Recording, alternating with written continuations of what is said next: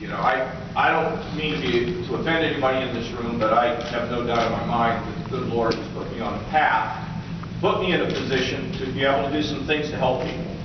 And I mean to do it because life is short, and when I answer the bell, I want to have something to say. And so it's been a fantastic opportunity to have this job. And let me just tell you a little bit about the way we think. First of all, sitting here next to our Chief of Staff is John Miner. John Miner runs Jobs Ohio. Okay, Jobs Ohio is the most important economic development tool in America. Other states are beginning to emulate it, and you will see them begin to do it. Why? Many of you know the Jobs Ohio people. When they come to see you, they actually know what they're talking about. And it is important when you talk to job creators that you have people who have expertise in the field. Jamie Dimon does not want to talk to a bureaucrat that does not understand financial services, okay? We have the largest number of Chase employees in the state of Ohio. Did you know that? Outside of New York, we're #1. He's a smart guy. You got to talk to him. You got to move quickly. You have to move fast. It reminds me of Abbott Labs that was thinking about going to Indiana, and John Miner and one of his teammates put together a program, and within 24 hours, we submitted a program to Abbott Labs, and the new facility, the newest type of technology that they produce is here in Ohio now. Why? Quick, fast, knew what we were doing, understand financial services, agriculture, IT, energy. And when you got a guy like David Mustaine, who's worked in energy for 29, well, it's more than that, that'll be about 32 years, he can talk to the people who run the energy companies in this country, and he knows what he's talking about because he's done it for a long time. In the past, they didn't answer the bell quickly enough, or didn't understand the issues as thoroughly as they needed to. Jobs Ohio went through some, political nonsense, and we kind of cleared the brush on that. I guess kind of given up on that. And now this organization is starting to grow. It's starting to fill out its ranks. And for all of you, understand that economic growth does not just come from the top down, it comes from the bottom up. And I encourage all of you to get John and his team out into your community. The approach on economic development is hub and spoke. You are the spokes, they are the hub, and we are there to serve you. Think creatively, think out of the box. We're up almost 175,000, so 174,800 jobs. We are halfway back to what we lost in private sector employment. And even in a slower period, we've grown almost 20%, about 17% in job creation. And we have a pipeline now that is as exciting as anything we've seen. And we have some announcements coming soon that are going to make you very, very happy. Why is this happening? It's happening because we have predictability. And we do everything we can to try to give people a sense that if you come to Ohio, and I'm on the phone just about every day with CEOs, I got CEO calls today, to talk to them about our state. There is a growing recognition that Ohio is a place to be in our CEOs across this country. Now, Tim Keene, as far as I'm concerned, he's the best budget director that I've ever worked with, and I've worked with a lot of them, particularly those in D.C. We put together a plan at the beginning. I mean, don't gloss over it. $8 billion in the hole. That's like having a restaurant that has no customers. So some people wanted to raise prices. I met with Keene, and we worked with my team, a number of them sitting here, including Jerry Ray and a lot of folks, to say, how do we get this darn budget balanced? Because we can't afford to raise taxes. You raise taxes or you raise prices in a restaurant where you have no customers, you don't get any more.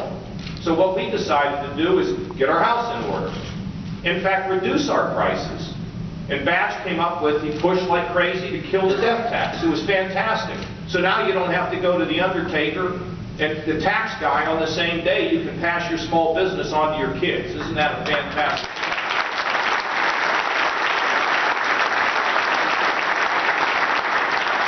And we also, they raised taxes the last year.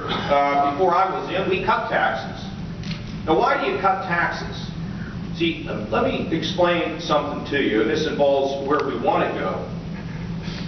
Nobody thanks you for a tax cut. Doesn't happen. People don't run up to you and say, oh, thank you for cutting my income tax. They don't do that. But it's almost like exercise. Nobody thanks you for exercising, but over the long haul, you're healthier. Ohio, look, we don't have an ocean, okay? We don't have an ocean. We don't have mountains. But we have a lot of things in Ohio that are fantastic. Great neighborhoods, great location. Well, we do have sort of an ocean up north, close to one. But we have so many things in our state. Great higher education, no question about it. Good K through 12. But we need to be able to compete on the economic level. Cutting income taxes is not about some darn mindless philosophy. It's about making Ohio more attractive and more competitive with other states. It's part of what we need. It's part of what we need in the toolbox to be able to get people to understand this. To say that we have the largest tax cut in America, you know what that says to CEOs? You know what that says to Heinz, who is wondering where the heck they were going to locate?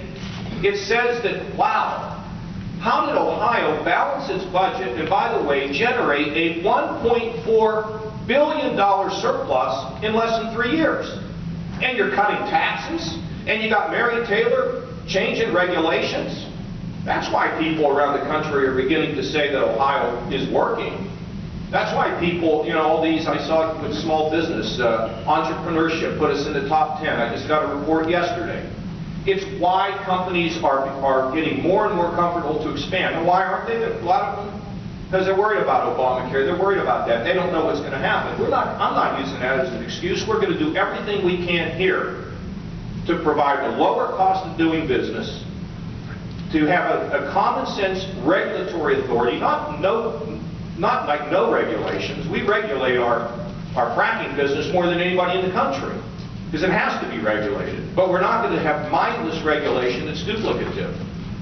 So with a surplus and budget stability and our improved credit, our credit went up. Our credit was going down the drain.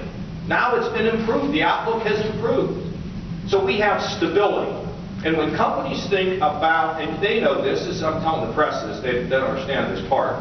When companies feel comfortable that they can make an investment and it's not going to come around and whack them upside the back of the head, they want to do it. And we need to take care of our location.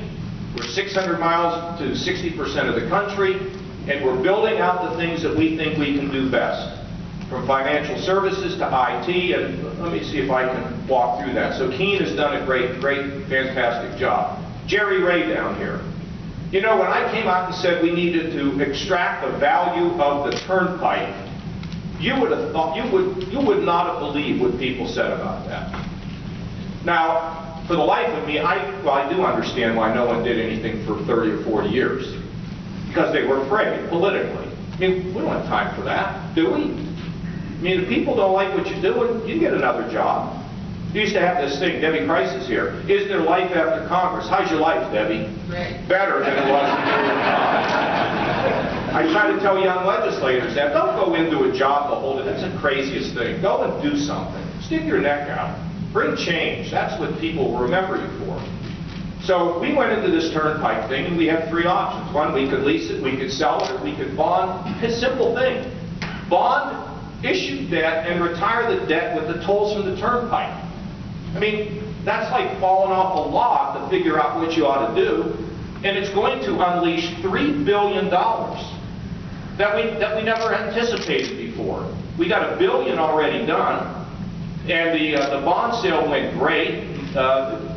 Jerry and his team did a great job of getting that done. So now we have $1 billion. So what does it mean? We have projects that are going to be delayed for 20 years now into the 5, 6, 7-year window. And that's so when you drive around and you see those orange barrels, and the thing goes down to 1 lane, don't be mad, be glad. And I'll tell you what, we're shining up Ohio. We're rebuilding Ohio. Don't you hear what Keith Faber said?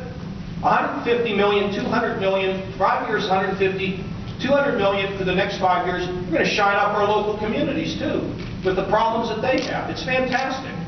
But the turnpike is great because it creates jobs and it's going to lead to economic development too. For example, the Opportunity Corridor in Cleveland. It's going to take areas where people have struggled for years, and now all of a sudden there's going to be hope. That's fantastic. And all we did is sit down and think about it and try to solve the problem. Joe Testa on the taxes. We have to get these income taxes below 5%. That's not good enough. You know where I want to go with it. But let's take as many bite-sized chunks as we can. So now we have a little bit of money left over because we were able to do some things to bring our money back from Washington to treat the poor. We're going to have a little bit of money there. I've asked the CEOs across the state to help us to come up with a plan that the legislature would accept. I would encourage you, as members of the chamber, to always be for tax cuts. I haven't always seen that over the last few years. We have to do it. If you want Ohio to move faster, we have to reduce this personal income tax. $17 billion walked out of this state since 1995. Where's it go? Where, do anybody want to guess? Florida, Nevada, Texas, Tennessee. Guess what all of them have in common? No income tax. So we need to reduce these taxes for another way in which we can encourage people to move to our state. We do have an issue with image, and I'm pleased to say that Les Wexner has agreed to take a look at a marketing plan for our state. Because sometimes when people live in California, I don't want the spouse getting worked up that they might be moving to somewhere in Ohio because they don't have an ocean. We got to tell them once they get here what they're going to have. And you know what? When people get on an airplane and they move to Ohio, they never leave. It's getting them here to understand what we have. And Les Wexner is going to help us to put together a marketing plan. Now you might say, why Les Wexner? Well, I have 2 daughters and they're not playing football, but if I had a son and he was going to play football and Peyton Manning said, hey, let me show him how to pass, I think I'd take him up on it, okay? So I don't know whether we're going to have a Victoria's Secret type marketing plan for Ohio, but it isn't a bad thought, is it? Huh? Talk about cool and exciting, we'll see. So, Testa's working on all this. We're looking at everything we can do to balance things out. And you know, there's a big issue with bricks and mortar versus buying online. We'll make sure that our bricks and mortar brothers and sisters here in Ohio are treated with equity. We're moving in that direction. Promise me you'll be for tax cuts. We can debate what it ought to be, but at the end of the day, we have to get to that conclusion. Zeringer's running the Department of Natural Resources. We have fantastic parks in the state. We just now hired, David Goodman just hired somebody to market that. That's going to be combined with what Les does to tell the story. Jim is very involved in making sure that Lake Erie does not deteriorate, making sure that we can get our farmers to cooperate so that we can deal with things like algae bloom, to preserve that. That's a miracle up there. You ever go up the, I go up the Lake Erie, I'm as excited now as I was when I was 10 years old. It's fantastic. And Jim is working on all of that. The M&M boys, Moody and McCarthy, built the growth in Medicaid was less than 3%, with nobody coming off the rolls and no benefits cut. Now you can cut. You can say to a kid you're not going to get eyeglass coverage. You can say you're not going to the dentist. We can't pay for that. You want to do that? I don't. So they figured out a way to actually pay their bills accurately. They figured out a way. You remember I went through the whole business of letting mom and dad stay in their own home rather than being sent to a nursing home. That was another big fight we had in the legislature. Legislature keeps dumping money into that program. I just keep killing it, and we'll keep doing that. And the program of the old way, we're not doing that anymore. These guys know it, but you know, they do their thing, and we don't want to shortchange nursing homes. If you're going to be in a nursing home, if you need it, we want you to be there. But Bonnie Cantor said if you're going to be in a nursing home, it's not the military. You're going to eat when you want. You're going to be treated with respect. You're going to have a life of independence as much as you can in that nursing home.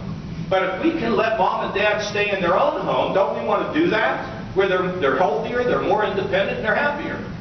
And that's exactly what we're doing in Ohio. Those things, all these things together, have allowed us to control our Medicaid rate. Yes, we are bringing our money back for 4 reasons. 26,000 veterans do not have health care. It's unconscionable. They fall in a place where They don't get any help. Now we're bringing our dollars back, Ohio dollars back to our state to deal with our problems. They're going to get nothing. The mentally ill, what we have done with the mentally ill in this country is a disgrace. We took them out of the institutions, and where do we see them? They're in our prisons.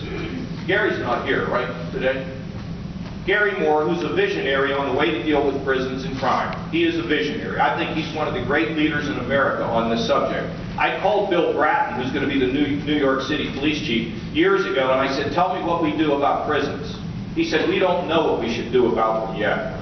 But we now know what we're doing about them, and Gary Moore's leading the effort. 10% of his population are people with mental illness. You put a schizophrenic in a prison? It's not right. So now we're going to have the resources we need, Tracy. We're going to have the resources we need to begin to deal with the problems of mental illness in our communities. And God forbid that any of you have your sons or daughters come home for Christmas vacation and to find out that your daughter's up in a room for a couple hours, you find out she's bipolar. Well, we'll treat it. We can fix it. But you can't fix it without doing the things you need to do and have the resources you need. Tracy came to my office when we were thinking about what we were going to do on Medicaid, and when I told her we were going to move forward, she went outside and burst into tears, thanking the forces that are involved in this government to help those folks. Drug addiction? Babs mentioned opioids. So now that we have cracked down on opioids, give Mike DeWine credit for this, give Steve Bureau at the Bureau of Workers' Comp credit for this. We're beginning to win that battle. Shut down pill mills. You know what a pill mill is? It's like McDonald's. You go through and get your pills, okay? Without any regard to your long-term health. So we've shut the pill mills down. And we have prosecuted doctors for the first time because we have a medical board now that's extremely serious about violations. We're winning that battle. John Bourne and his highway patrol have busted more people transporting drugs to the state than any time in Ohio history. Is that correct? And now we're beginning to see the artery, the flow of drugs through our state moving. They come into this state, we're going to bust them, and we're going to put them in jail, period. And this has been terrific. Not good enough. Do you know that the problem of drug addiction is everywhere? You know that. People, our young people have moved from OxyContin to heroin. And it's everywhere. And it breaks your heart. And someone gets caught in that trap and they get out. Yeah, they can get out, but it is not easy to get out. It threatens to destroy families and destroy lives. And the God-given purpose.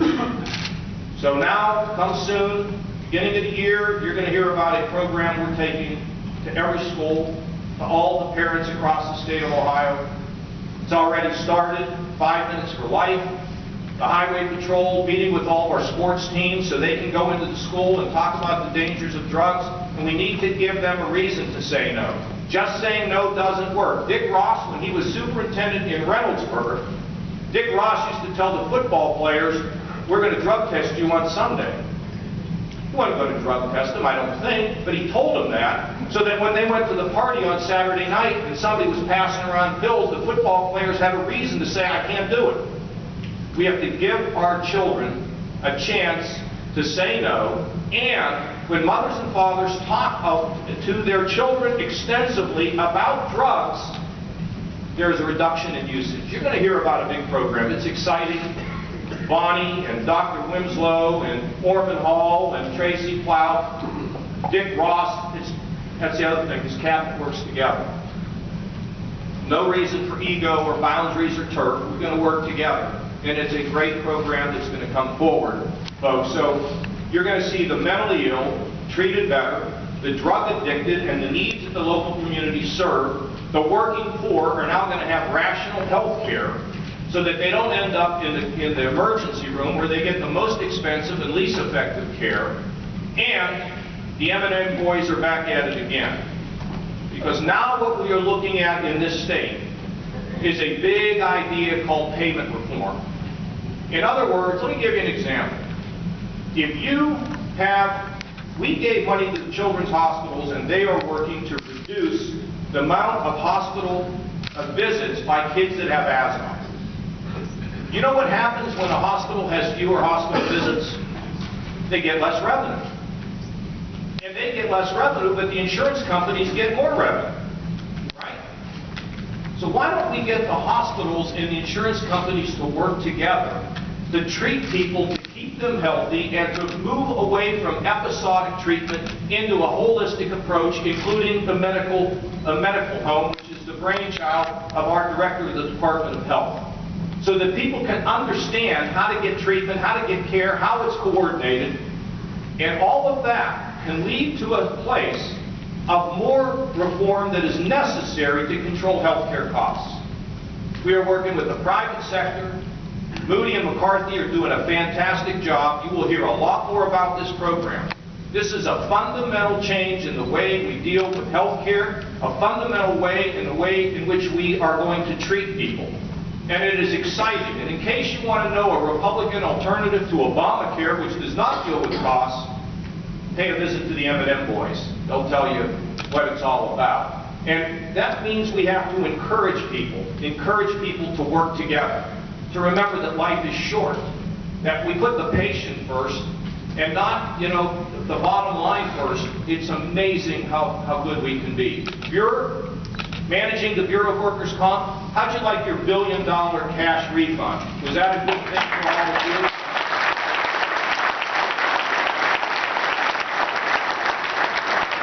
Kevin Miller. They say, oh, well, the administration really cares about people. They demonstrated it with Medicaid. We've been doing this from the beginning. Employment first, taking the developmentally disabled and getting them into private sector work. The support of food banks. The support of the backpack program. The fact that John Martin is trying to get people out of our institutions, has a son who's developmentally disabled. He didn't know how to feed him 20 years ago, and now he's the greatest advocate for the developmentally disabled because he's learned from his son and he's learned from the people that these folks are special.